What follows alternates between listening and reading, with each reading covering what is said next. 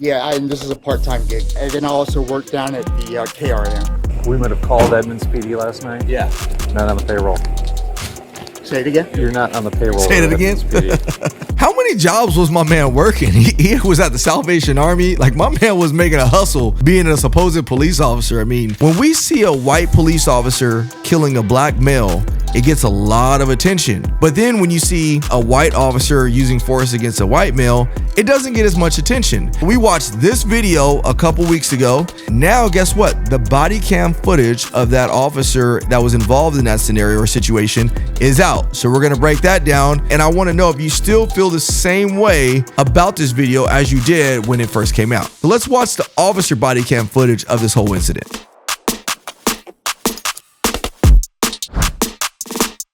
Yo, what's going on, guys? Welcome to another episode of the Ryan Tillman Show. I appreciate you guys, as always, for subscribing. And guess what? Today, I am back to some of the police breakdowns. I appreciate you guys always for sticking with me, especially in light of the recent events of Charlie Kirk being assassinated. But I do want to get back to some of the reasons why you guys come here in the first place, which is to get educated on what's going on in the world of law enforcement. But before we get started today, as always, do me a favor, hit that like button, hit the subscribe button, and more importantly, make sure you guys turn on that notification bell, because that notification bell keeps you guys updated on when I drop my next video.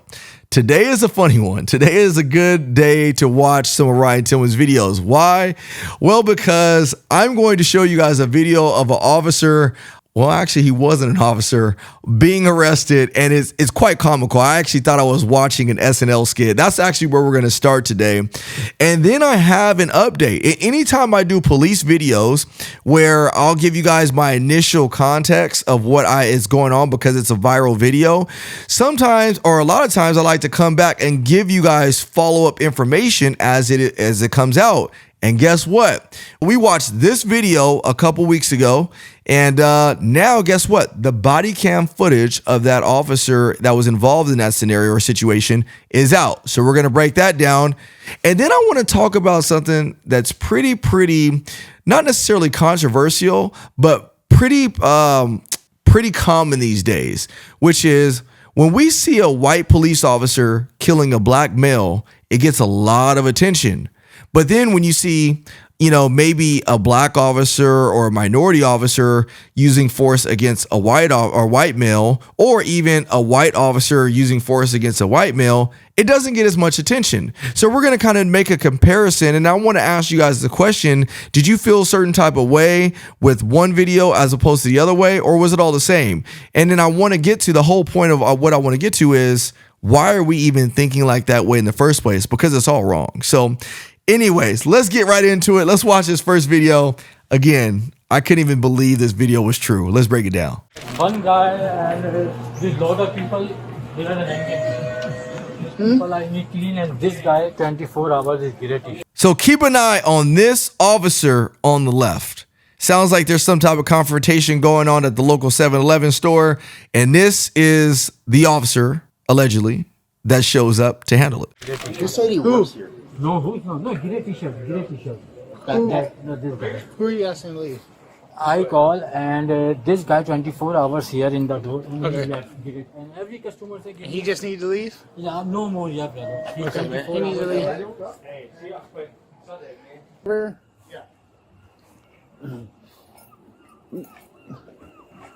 I was talking to some other guys. So you work for Edmonds PD? I do. Okay, Yeah, and this is a part-time gig. got you. Do you have your commission card with you today? Yeah, give me a minute.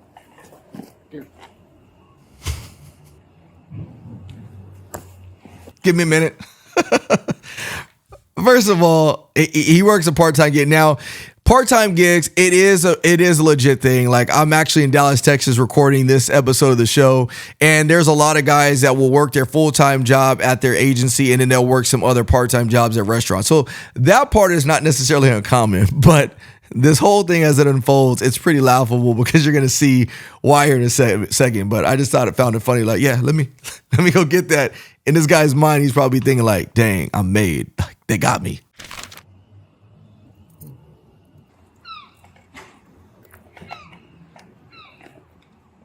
No, didn't find it. Sorry?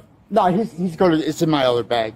Oh, okay. He's grabbing it now. Okay, I how long have you been apologize. working for the Salvation Army? Sorry? How long have you been working off duty for the Salvation Army? I'm here almost every other week. Every other week? Yeah, Okay. and then I also work down at the KRM. Okay. And what's your full name? Mezzi Scaletta. M-E-Z-Z-Y. That's your- S-C-A-L-E-T-T-A. So your first name is Mezzi? M-E-Z-Z-Y, correct. And Scaletta? S-C-A-L-E-T-T-A. Okay, what's your middle initial? Anthony. And 81076. As soon as he gets back, What's a good phone number for you? Is it a loaded firearm that you have with you, Mr. Scaletta? correct. Okay, can you put your hands on the car, please?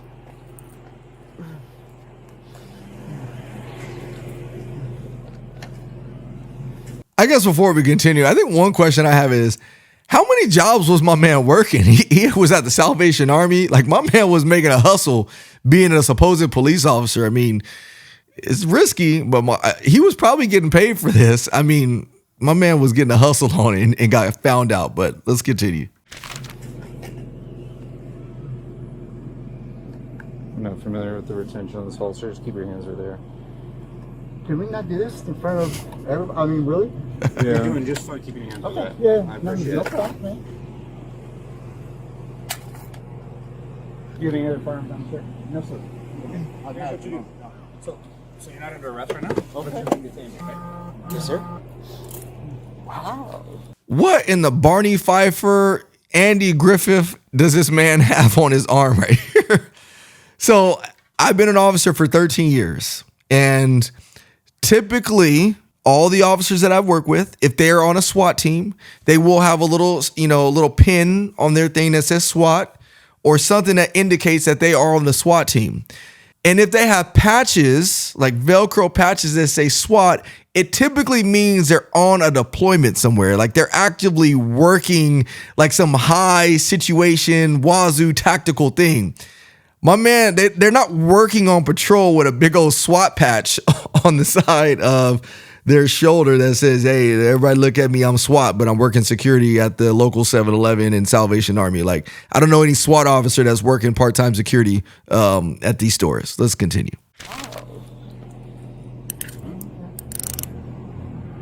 Yes, please. Mr. Scaletta, you have the right to remain silent. Anything you say can be used against you in the court of law. You have the right to time talk to a lawyer and have him present with you while you're being questioned. Now, if I afford to hire a lawyer, one will be appointed to represent you before any questioning if you wish. You can decide at any time to exercise these rights, not answer any questions or make any statements. Do you understand? So we might have called Edmonds last night. The sheriff? What? We might have called Edmonds PD last night. Yeah. Not on the payroll.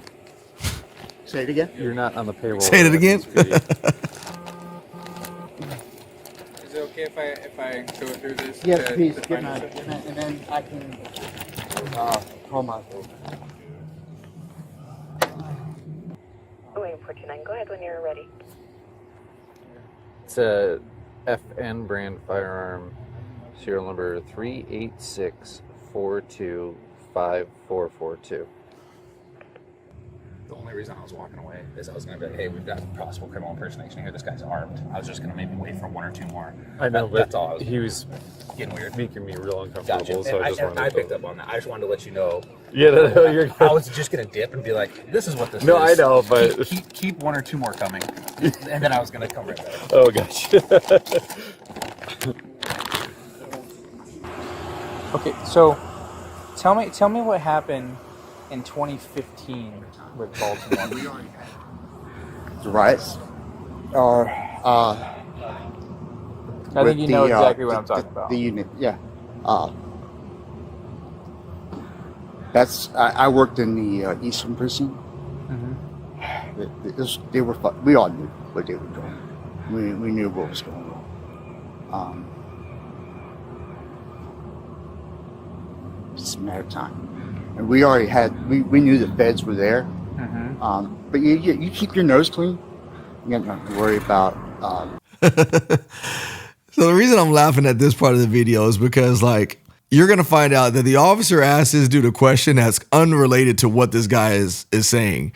And what this guy is reminding me of is like some guy that in his mind, in his magical world, like he was some type of Navy SEAL, some type of Green Beret, and you ask him a question about like their, you know, their time in service and give me the most craziest story, and he's like, oh, you know what it's like, man. Like, yeah, the intern, like in my mind, that's how this guy in this world, he's conniving his response, like we know we're supposed to know what he's talking about.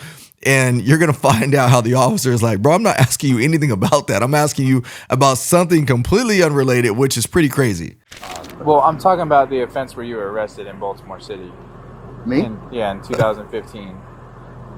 I was arrested. I wasn't arrested. Never been arrested. Never been arrested. No. Never once. Never been arrested. So when I search you in our police database, and your name and date of birth come back with an incident in 2015 with the District of Columbia, which is obviously Washington, D.C. That's D.C., yeah. Mm-hmm. You said no. Go, take me on Apis right now. Never been arrested. I don't know what you're talking about. Okay.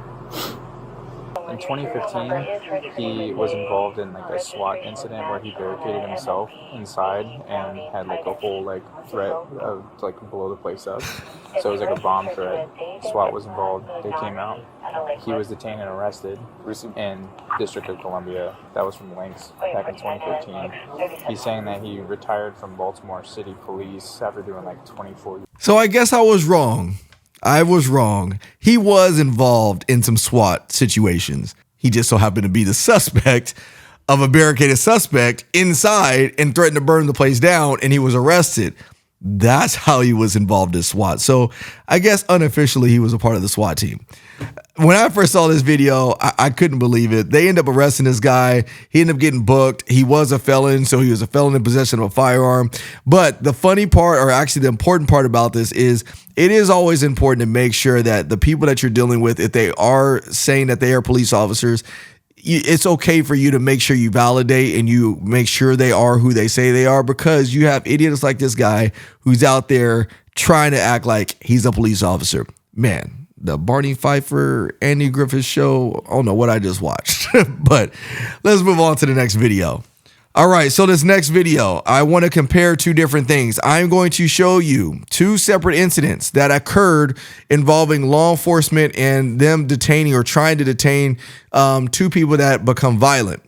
We're going to break both of them down separately, but I want to draw a comparison and actually talk about our mindset when we view these as viewers. Let's watch the first one. The first one is, I'll give you a little insight. This guy was just contacted by police officers because he was seen urinating by bystanders. I think the officer saw him urinating as she walked up on him, and this was the initial encounter with him. I've been walking the whole day. I pissed and I saw your penis out, and you were pissing right here. I pissed in my pants, though. How would you piss in your pants if your penis was out? Because I had to take it out. I had to piss real bad, but the whole thing. Matter. I need to get your information. I need you to have that background. I had to piss. I understand that. But what? I'm not going to take that bat away from you. But what do you need to set it down? What do you need from me? I want you to stand up, set the bat down, put your hands behind your back. Why? I already told you. I didn't do shit. I'm just sitting here in the shade, bro. I'm standing in the shade. I already told you. What did I do? I'm not going to tell you again. So if you haven't noticed yet, as you're watching this video, the suspect, he's sitting on the cinder block wall or whatever it is. He has a bat that's sitting in his lap. So she's asked him to drop the bat and to stand up. He's not listening to her commands, and then it's going to continue to escalate. Again. What did I do? I already told you. What did I do? I want you to set that bat. What did I do? I want you to set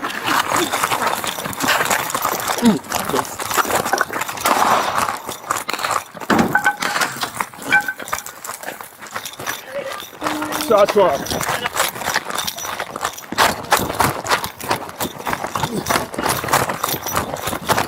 Police, stop! Show me your hands. Show me your hands. What did I do?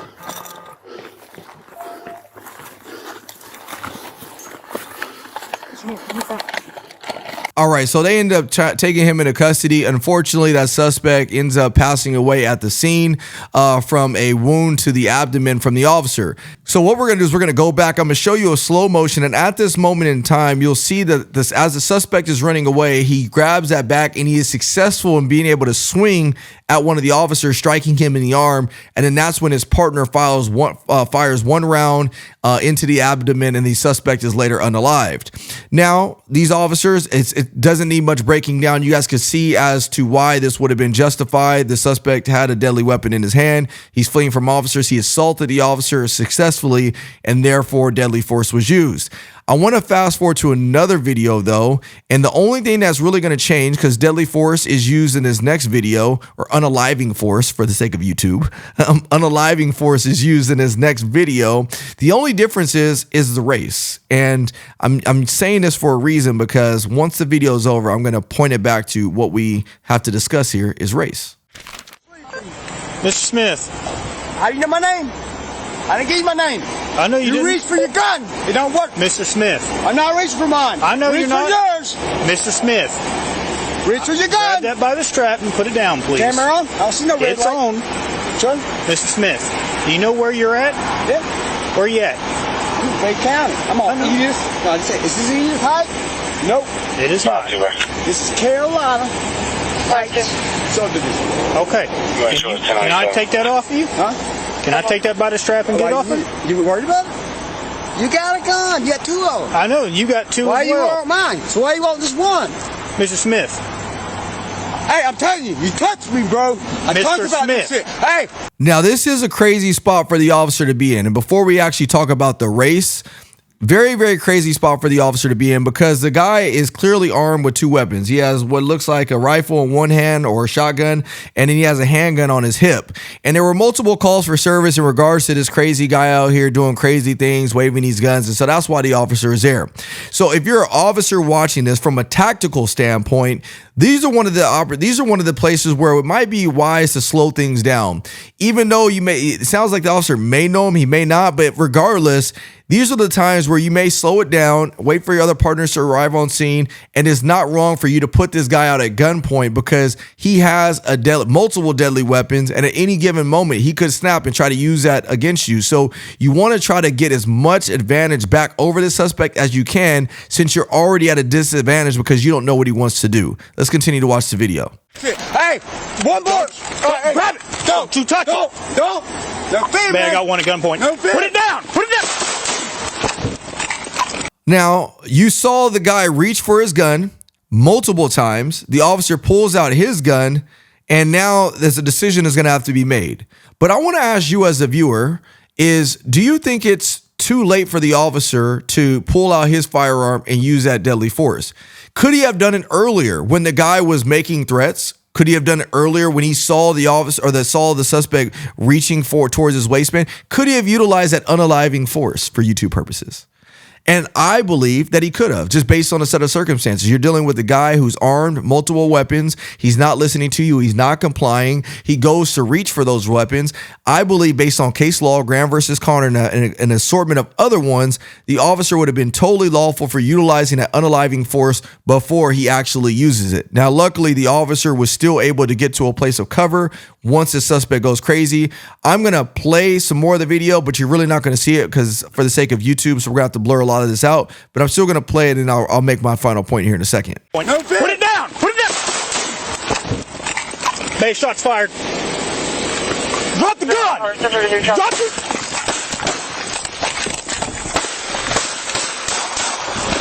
So the suspect is firing at the officer firing back at the suspect, and ultimately that suspect is unalived based on the level of force that he presented to the officer. So good use of force here. We know it. The officer is well within reason to do it, well within the law, well within his policy, I'm sure. But it comes back to, could the officer done it sooner? I believe he could have.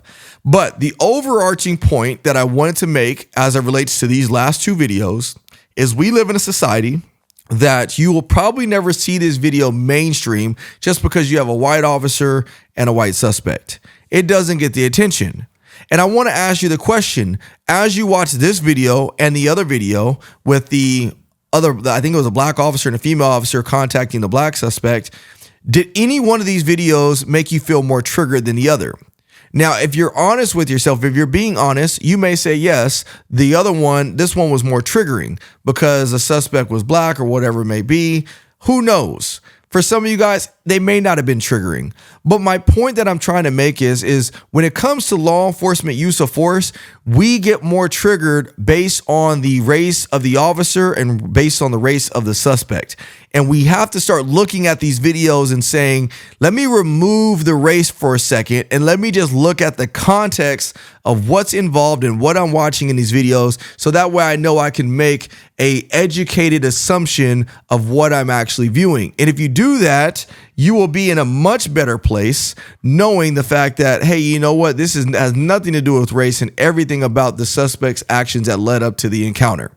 And the reason I wanted to do that assessment now is because I'm about to show you guys this last video, what I just told you, that activity I just had you do about judging a video based on context rather than race is going to come into play right now. Here's why. So a few weeks ago, I showed you guys this little excerpt of this body cam video that went viral almost immediately. And the reason it went viral is because it looks like a white police officer shooting at a black man who appears to be charging at the officer without a weapon in his hand. And everybody was saying, this is terrible. There were many that said that this is uncalled for, this is racist, whatever it may have been. But now the body cam actually came out of this video. And so what we're going to do is we're going to watch the body cam. I'm going to give you guys my assessment. And I want to know if you still feel the same way about this video as you did when it first came out. So let's watch the officer body cam footage of this whole incident.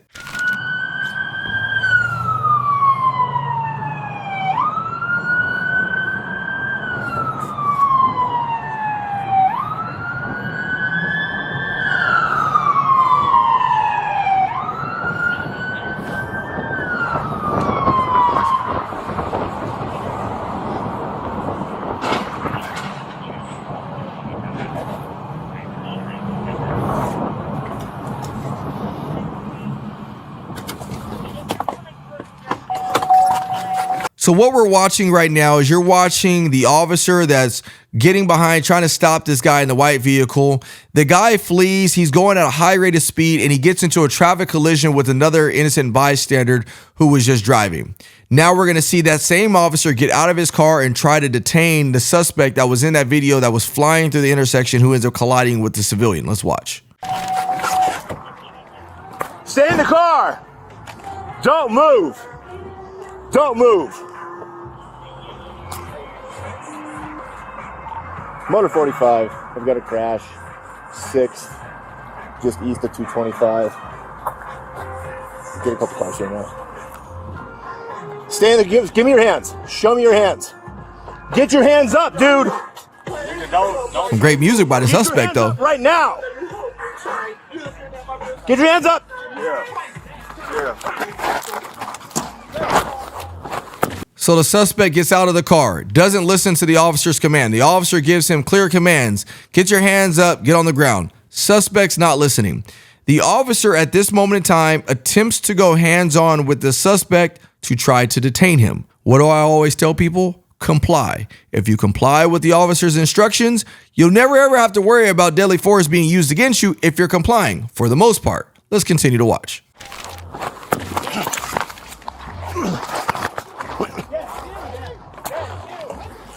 Get on the ground! Get on the ground! Get away from that motherfucking gun! Get on the ground now! Get that shit.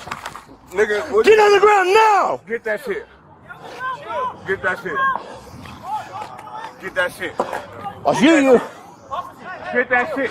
Get that shit. Dad, chill. No. Get that shit. No, Dad, chill. Get that shit. Officer, chill. Dad. One of the saddest things about this video is that the guy on the left of the suspect is the suspect's son. And so the son is trying to tell his dad, like, dad, chill, officer, calm down. But his dad is continuing to escalate this scenario. Now, I have a strong belief that this guy was probably intoxicated. He had to be. That's the only logical reason I could see why he's not doing what the officers tell him to do. But you have to realize the officer now, he spun up. He just got done seeing this guy collide into a vehicle. The moment the suspect gets out of the car, he doesn't comply with the officer's instructions. The officer tries to go hands-on and take him to the ground. The officer now ends up on the ground, which does what? Now the heart rate is going much faster for the officer, and now he's having to think quickly. And remember, he's still the only officer on scene yet. And as a matter of fact, I don't even know if he's been able to put an update over the radio. So this continues to evolve, and now the guy is charging at the officer.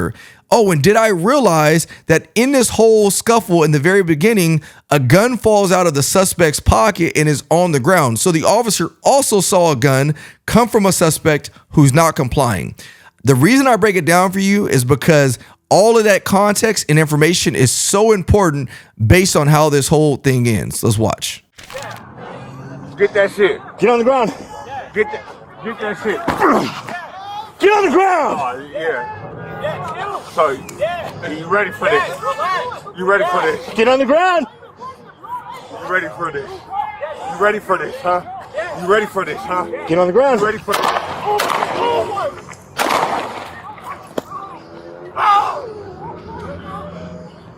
So obviously we had to freeze frame and blur some of that out because of the level of violence that was used. But what I want to do is before we actually, that was the body cam.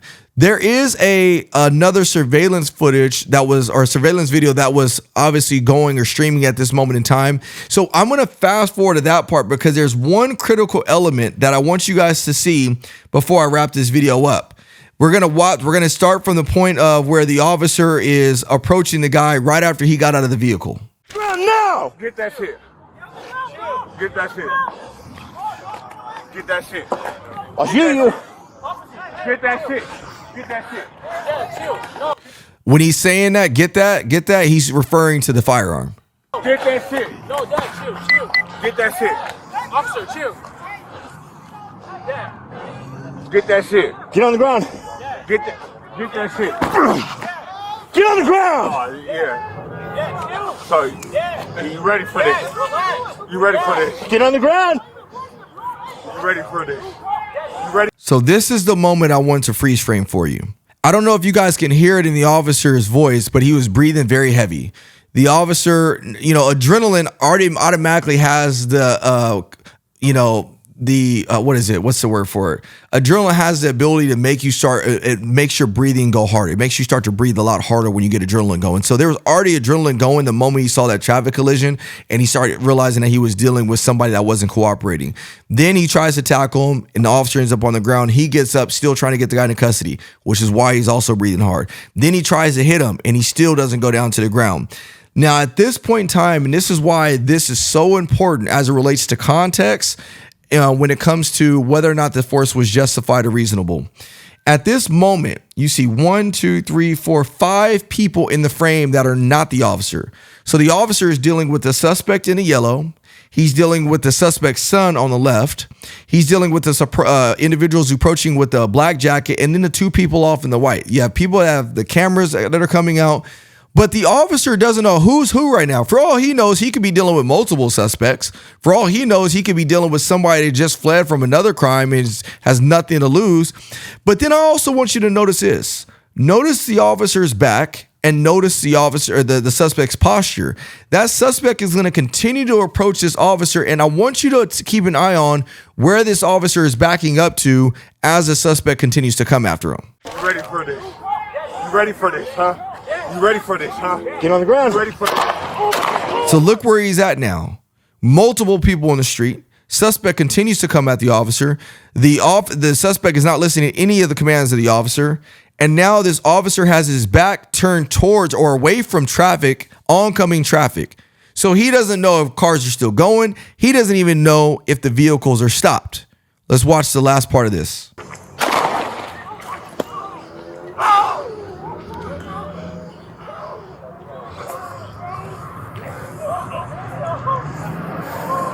Shots fired. 245 shots fired. And from that moment, it's terrible. I mean, they end up trying to, get the guy some medical attention, but the officer had to utilize the deadly force at that moment in time. At least that's what he felt he had to do. And the suspect was unalived in order to overcome that threat.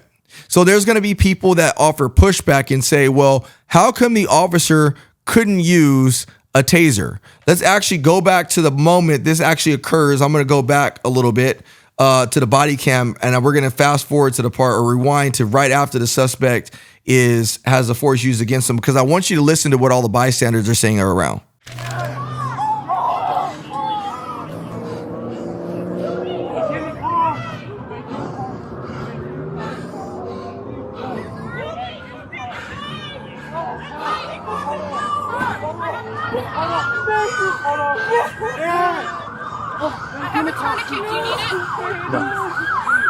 It's not a tourniquet kind of thing. Thank you. Not a tourniquet type of thing, guys, if you know what I mean. Stay there. Hey! Get over there behind us. There's a gun over there. Behind the boxes. Shut it all down.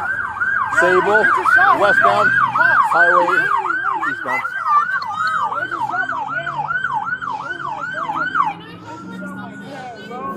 What? They just shot my dad. He didn't have no gun. Did you find that gun? He threw the gun.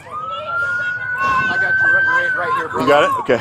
Oh my God, bro. Thank you. Yeah. They just shot my dad. Just trying to hit No, let her help. She's okay. Oh, you're sorry about that. No, it's okay. I'm ER. I'm here to help if you need it. You got it? The police just shot my dad, man.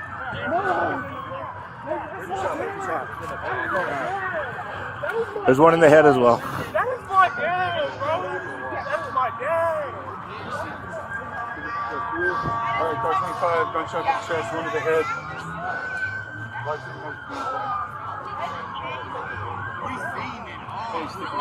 Yeah, here, let's go. Come with me, come. You got your camera on? Yeah. All right, I'm gonna get you in my car. We're gonna go to HQ. Okay. Rincon. We're going to HQ. Take it. We're going to HQ. My car, black car over there. Keys are probably in it. Okay. Come with me. Fire multiple shots. I'll be with you in just a moment.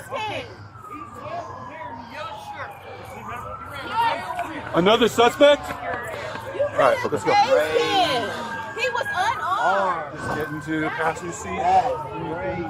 So did you hear that? She's saying you could have tased him. He was unarmed. Could he have? Yeah, maybe he could have tased him. But the reality is this, is like the officer was by himself. He had all the stuff happen that I just spoke about a few minutes ago.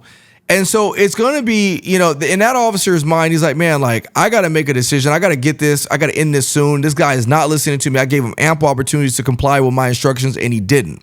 And you have to realize that every officer is not going to react the same way. You may have had another officer that may have went to tackle him, that may have went down to the ground, but we can't hold that same expectation of all officers because we don't know what that officer's skill level is, which is one of the reasons why I am a firm advocate that, yes, officers should do a level or more training, defensive tactics training, do more jiu-jitsu type training, so that way they can get very confident in their ground game and get very confident going hands-on with people. So I'm all about that. But even though I wish we could do that, that's not the reality, and therefore we cannot hold that standard over every single officer, as well as the other mitigating factors that went into this. There was a lot of other mitigating factors. The officer's not going to pull a taser out, especially when he's already seen a gun out, and especially when he knows he's by himself, because what if that taser fails and now he can't, overcome the threat of that suspect? So as bad as this scenario looks, there's two things that I want you guys to come down to. Is number one is we don't know how this is going to go, because this is going to have to go to internal review, and then they're going to determine whether or not they believe this force was reasonable or justified or unjustified or unreasonable. So we got to wait for the internal review. The second thing that I want you guys to realize is that at the end of the day, when you watch videos like this, you have to wait for all the facts. The way this was initially put out is not the way I actually see it now that I see the body cam, which is why it's always important to pump your brakes. And as opposed to being so emotionally spun up by what you see, just say, let me see what the other further contexts are. If you comply with law enforcement, you'll never, ever find yourself in a scenario like we just witnessed. So tell your friends, tell yourself, comply with police. Look, I'm in Texas right now. At the time of recording this video, I was pulled over last night. And I complied with the officer's instructions. And guess what? I'm here to talk to y'all and break down police videos with y'all. Why? Because I complied. It ain't that difficult. So anyways, I hope you guys enjoy these videos. As always, thank you so much for subscribing to the channel. Stay tuned. Switch is coming to you very, very soon. So stick around. Do me a favor, hit that like button, hit that subscribe button. And as always, make sure you guys turn on that notification bell so that way you guys get the latest and greatest videos that are coming your way. Thanks again and God bless.